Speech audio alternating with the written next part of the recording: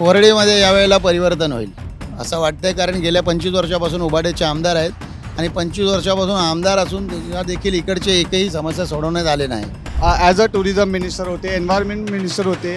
त्यांच्या कारकिर्दीमध्ये त्यांनी किती भरत्या काढल्या हे त्यांनी दाखवावं. ची सुरक्षा पाहिजे, कारण आजकाल खूप काही केसेस चालू आहेत. की आदित्य साहेबांनी यावरती लक्ष देऊन लवकरात लवकर या प्रेमनगर सिद्धार्थनगरचा विकास करावा. हा अनुभवहीन नेता म्हणून आदित्य ठाकरे या ठिकाणी निवडून आला आणि ह्याच्यासाठी या वरळीचा विकास झाला नाही.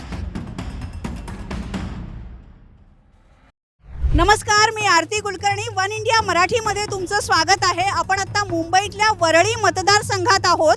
इथून आदित्य ठाकरे विरुद्ध मनसेचे संदीप देशपांडे आणि एकनाथ शिंदे गटाचे मिलिंद देवरा अशी तिरंगी लढत आहे. या लढतीबद्दल आपण बोलूया. तुम्हाला काय वाटतं, वरळीमध्ये काय होईल? वरळीमध्ये यावेळेला परिवर्तन होईल असं वाटतंय, कारण गेल्या 25 वर्षापासून उभाट्याचे आमदार आहेत आणि 25 वर्षापासून आमदार असून देखील इकडचे एकही समस्या सोडवण्यात आले नाही.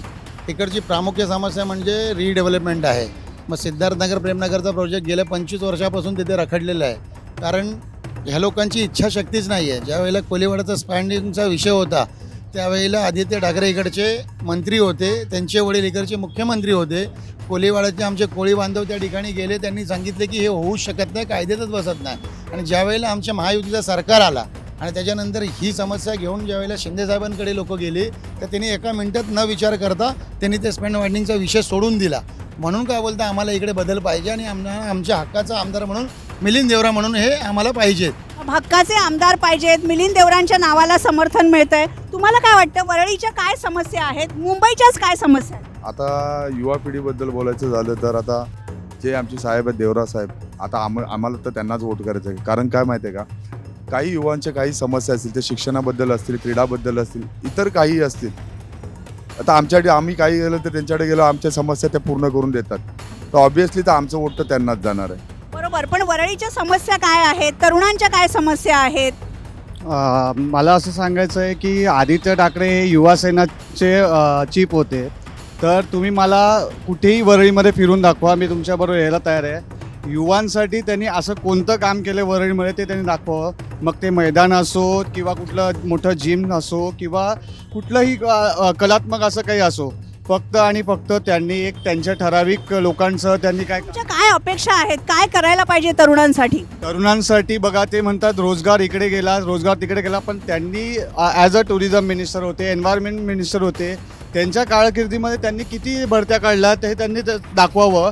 आणि अशी कोणती तरतूद केली की जी नवीन पिढी जी येते, जसं एकनाथ शिंदे साहेबांनी जे टेक्निकल जे शिक्षण घेत आहेत त्यांना स्टायपेंडच्या रूपात का असेना 10,000 रुपये 12,000 रुपये जसं ज्याचं शिक्षण आहे तशी एक तरतूद केली आणि त्या मुलांना एक रोजगारची एक त्यांना दिशा दाखवली. तसं त्यांच्या सरकारच्या टायमामध्ये कुठे अशी कुठली योजना आली? ठीक आहे, म्हणजे तुम्ही आदित्य ठाकरेंना प्रश्न विचारताय. आदित्य ठाकरेंनी निवडणूक लढवण्याचा निर्णय घेतला आणि वरळी हा त्यांचा मतदारसंघ आहे. मुलींच्या तुमच्या काय अपेक्षा आहेत सरकारकडून? लाडकी बहीण योजनेबद्दल काय वाटतं? म्हणजे जी स्कीम आहे ती घरोघरी पोचायला पाहिजे. आपण महाराष्ट्रातल्या महिलांना किंवा तरुणींना काय हवंय? पैसे हवेत, रोजगाराच्या संधी हव्या आहेत, तुला काय वाटतं? लाईक ॲज अ मुलगी मला वाटतं की बोलतात ना, एम्प्लॉयमेंट जास्त पाहिजे आहेत. लाईक रॅदर दॅन स्कीम जे येतात ते येतच राहतील, पण एम्प्लॉयमेंट पण तेवढंच गरजेचं आहे. कोणत्या क्षेत्रात एम्प्लॉयमेंट पाहिजे? जर मुंबईमध्ये राहायचं असेल तर काय काय समस्यांना तोंड द्यावं लागतं? ट्रॅफिकची समस्या आहे, ओपन स्पेस आहे.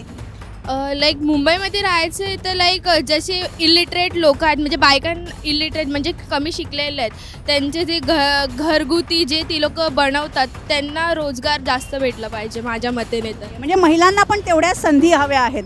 तुम्हाला काय वाटतं, महाराष्ट्रामध्ये जे राजकारण सध्या चाललंय ते पाहता या निवडणुकीमध्ये कुणाचं सरकार येईल? जे आहे ते महायुतीचं सरकार येणार, कारण आमच्या महायुतीच्या सरकारने, आमच्या मुख्यमंत्र्यांनी, दोन्ही उपमुख्यमंत्र्यांनी एवढी लोकसाठी कामं केली आहेत की त्याचा म्हणजे आम्हाला मोबदला परत एकदा सरकार येईल आणि आमचे 167 175 सीट येतील आणि आम्ही सरकार स्थापन करू. 26 तारखेला तुम्ही जल्लोषमध्ये आमच्याबरोबर सामील व्हा. 23 तारखेला निकाल आहे. आमचा मुख्यमंत्री होणार आहे, आम्ही शपथविधी घेणार आहे, हे तुम्हाला आम्ही या जनतेच्या वतीने ग्वाही देतो. आणि वरळीमधला आमदार देखील हा महायुतीचा असेल आणि की त्यांना भरपूर मतांनी विजयी करण्याचा प्रयत्न करू. जर महाविकास आघाडीचं सरकार आलं, या सरकारकडून ज्या अपेक्षा आहेत त्या पूर्ण झाल्या नाही असं मतदारांना वाटलं तर तुम्हाला काय वाटतं? आम्हाला म्हणूनच आम्ही मतदारांपर्यंत तेच सांगतोय की आम्ही खोटी आश्वासनं देत नाही. आम्ही थेट लोकांच्या खात्यामध्ये पैसे पुरवतो आणि समाजातील प्रत्येक घटकाच्या शेवटपर्यंत आम्ही कुठलीही योजना असेल, कुठलीही काही स्कीम असेल ते पोहोचवण्याचा प्रयत्न करतो. बरोबर, तुम्ही एकनाथ शिंदेच्या मिलिंद देवरा गटाचे कार्यकर्ते आहात म्हणून तुम्ही तुमचा प्रचार करताय, पण मतदारांना काय वाटतं, तुला काय वाटतं की कोणतं सरकार यावं आणि त्या सरकारकडून तुझी अपेक्षा काय आहे? मला तर वाटतं की आपले मिलिंद देवरा साहेबच इथे यावं, कारण ते जे काय करतायत आमच्यासाठी ते खूप आहे. आणि अपेक्षा काय आहे तुझी? महिलांच्या सुरक्षेचे प्रश्न आहेत, त्याबरोबरच महिलांच्या रोजगाराच्या संधीचे प्रश्न आहेत. काय अपेक्षा आहे तुझी उमेदवारांकडून? सगळ्यात जास्त तर महिलांची सुरक्षा पाहिजे, कारण आजकाल खूप काही केसेस चालू आहेत. तर त्या ह्याच्यानी सगळ्यात जास्त तर अपेक्षा यायचं की जो पण यावं इथे, म्हणजे आम्हाला तर मिलिंद देवरा साहेबच पाहिजे, पण जे पण येतील इथे त्यांना फक्त एवढंच हे आहे की जे पण होईल महिलांची फक्त तेवढी रक्षा आहे. ते वरळीमध्ये सगळ्यांना बदल हवा आहे. तुम्ही पुन्हा मिलिंद देवरांचे कार्यकर्ते म्हणून बोलताय. मी मिलिंद देवरचा कार्यकर्ता म्हणून बोलत नाही, मी ह्यासाठी बोलतोय कारण आम्हाला एक अनुभवहीन नेता या ठिकाणी नाही पाहिजे. ह्याचा उदाहरण म्हणून सांगतो की गेल्या 5 वर्ष हा अनुभवहीन नेता म्हणून आदित्य ठाकरे या ठिकाणी निवडून आला आणि ह्याच्यासाठी या वरळीचा विकास झाला नाही. आज आमचा जो नेता आहे ज्याचा तुम्ही सांगता की आम्ही त्यांचा पाठपुरावा करतोय, ते 10 वर्ष गेली खासदार होते आणि वरळी मतदारसंघ त्यांच्या खासदारकीतला हिस्सा होता आणि ते 5 वर्ष मंत्रिपदं त्यांनी भूषवलेली आहे केंद्रीय मंत्री म्हणून. त्यांचे वडील 7 वर्ष खासदार होते, त्यांना अनुभव आहे आणि ते प्रश्नांना चांगल्या पद्धतीने सोडू शकतात, म्हणून आम्हाला मिलिंद देवरा हवा आहे. बरोबर, मिलिंद देवरा आणि आदित्य ठाकरे यांच्यामध्ये काटेकी टक्कर आहे, चुरस आहे, पण मनसेचे संदीप देशपांडे सुद्धा या लढतीमध्ये उतरलेले आहेत. वरळीमध्ये आदित्य ठाकरे विरुद्ध मिलिंद देवरा यांच्यामध्ये लढत आहे. मनसेचे संदीप देशपांडे हे सुद्धा या निवडणुकीत उतरलेले आहेत. तुम्हाला काय वाटतं या लढतीमध्ये काय होईल? काय होईल म्हणजे या लढतीमध्ये महत्त्वाचा विषय म्हणजे आमच्या इकडे सन्माननीय सचिन भाऊ आहिर हे मुख्यतः इथे आमदार आहेत. तसेच आमचे सुनीलजी शिंदे साहेब आहेत, ते सुद्धा इथे आमदार आहेत. आणि महत्त्वाचं म्हणजे आदित्य साहेब हे पुरं महाराष्ट्रभर फिरत आहेत, दौरा करत आहेत. त्याच्यामुळे या ठिकाणी आमच्या शाखेच्या माध्यमातून कार्यकर्ते व इकडचे स्थानिक विभाग प्रमुख नगरसेवक आशिष चेंबूरकर साहेब यांचंसुद्धा या ठिकाणी काम आहे. बरोबर, मतदारांचं तर म्हणणं आहेच, पण त्याबरोबर कार्यकर्ते जोरात कामाला लागलेले आहेत. काय समस्या आहेत वरळीच्या त्याच्याबद्दल सांगा. वरळीच्या समस्या आता एवढे दिवस आमदार होते, तिने काही समस्या आमच्या सोडवलेल्या आहेत. याच्या पुढे मी चांगल्या प्रकारे आमच्या समस्या सोडवतील ही आमची अपेक्षा आहे. पण वरळीमध्ये जुन्या चाळी आहेत, त्यांचं पुनर्निर्माण आवश्यक आहे. त्याबरोबर मोठ्या मोठ्या इमारती सुद्धा उभ्या राहत आहेत. तुम्हाला काय वाटतं आणखीन वरळीकरांना काय हवं आहे? महत्त्वाचा विषय म्हणजे बीडीचा जो विषय होता त्या विषयावरती सन्माननीय उद्धव साहेबांनी युतीच्या काळामध्येच तो प्रश्न मार्गी लावलेला आहे. आणि ह्या ठिकाणी प्रेमनगर असो, सिद्धार्थनगर असो, तसेच जिजामाताचा जो आत्ता मार्गी विषय लागला तिकडचे पण डेमोनेशन झालेलं आहे. तसंच प्रेमनगर सिद्धार्थनगरचा जो विकास होणं गरजेचं आहे. कित्येक वर्ष 28 वर्ष हा प्रपोजल रखडलेला आहे. तर त्या विषयासंदर्भात पण आमची एकच भूमिका आहे की आदित्य साहेबांनी यावरती लक्ष देऊन लवकरात लवकर या प्रेमनगर सिद्धार्थनगरचा विकास करावा. बाकी जी छोटी छोटी कामं आहेत ते सन्माननीय नगरसेवक आशिष चेंबूरकर आहेत, सुनीलजी शिंदे आहेत, सचिन भाऊ आहेत. बरोबर, इथे आपण मिलिंद देवरांच्या कार्यकर्त्यांचं म्हणणं ऐकलं, तसं आदित्य ठाकरेंचे कार्यकर्ते सुद्धा आहेत इथे. तुमचं काय म्हणणं आहे? तरुणांच्या काय अपेक्षा आहेत या निवडणुकीमधून?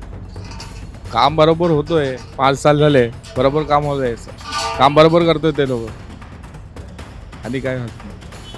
ओके, तुम्हाला काय वाटतं की या लढतीमध्ये मिलिंद देवरा असं म्हणतायत की सगळ्याच इन्फ्रास्ट्रक्चरला विरोध करतात आदित्य ठाकरेंचं असं म्हणणं आहे की मी वरळीचा विकास करतो आहे. काय वाटतं मतदारांमध्ये फील काय आहे?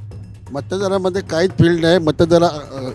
आदित्य ठाकरेंनाच मतदान करतील हे लक्षात घ्या. मिलिंद देवरा इथे येण्याची काही शक्यता नाही.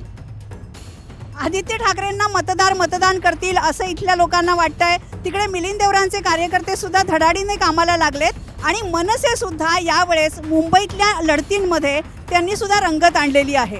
व्हिडिओ जर्नलिस्ट सुमंगल तांबेंसह मी आरती कुलकर्णी, वन इंडिया मराठीसाठी.